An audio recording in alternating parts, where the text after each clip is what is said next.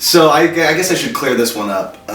Yeah, there's the rumor that like my parents asked me to move out when I started the band, but when I joined the band, it was a really pivotal time for me, not just with the band, but like I had finally just told my parents that I didn't want to, you know, what I actually believe. I was like, I don't believe in God, and I don't want to be a part of your religion, and that crushed them. You know, like they expected me to go on a mission for the church, and they wanted me to go to, you know, BYU and like do the college thing and like wanted all of that.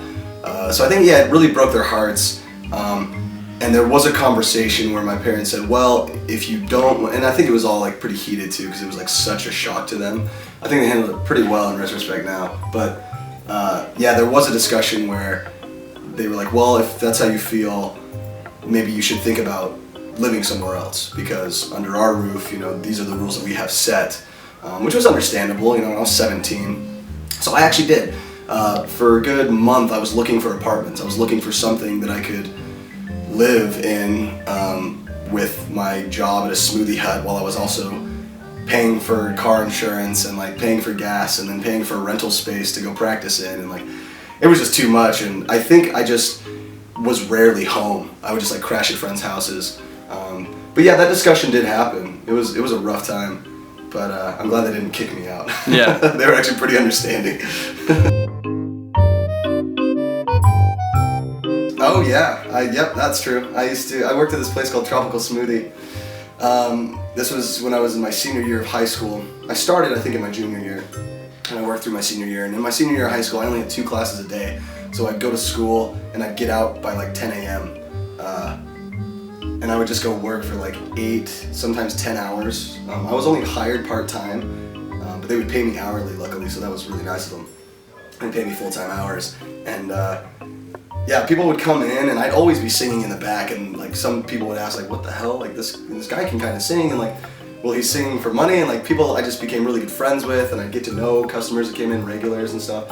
And they would ask me to sing whatever songs, like mostly 80s like rock anthems, like Scorpions and like Journey and stuff like that. So yeah, I'd sing for tips. Yeah, why not? Yes, that was awesome. I did. I got to go to River's house. He's a sweet guy. He's such a sweetheart. He's like so down to earth, and you know, he's a little odd, but who isn't? You know, I mean, artist, whatever.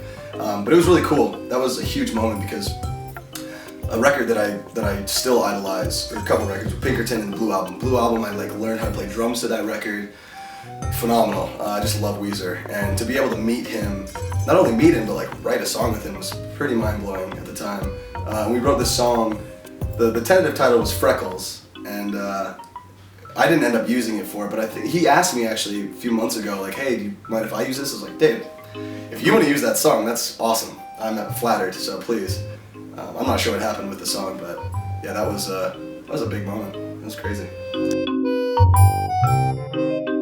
I don't know about 20 instruments. I've tried definitely more than 20 instruments. I've tried playing. Let's see. Piano, drums, guitar, bass. I've tried cello, I've tried violin. I played trumpet in middle school. I played accordion. Didgeridoo. I've tried bagpipes. I was not very good.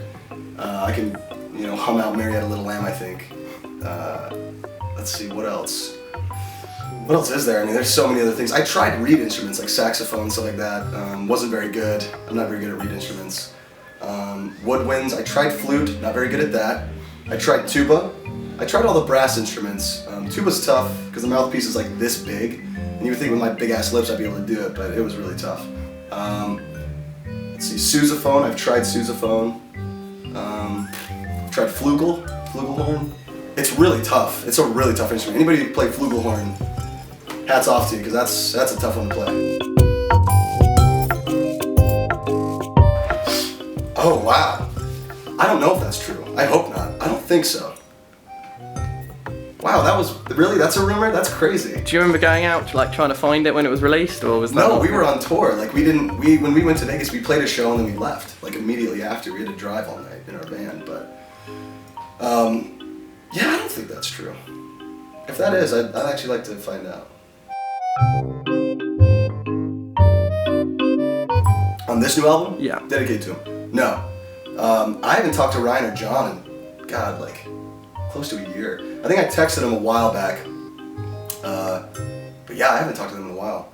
No, there's no songs dedicated to any old band members. That's a funny rumor though. I guess that's interesting.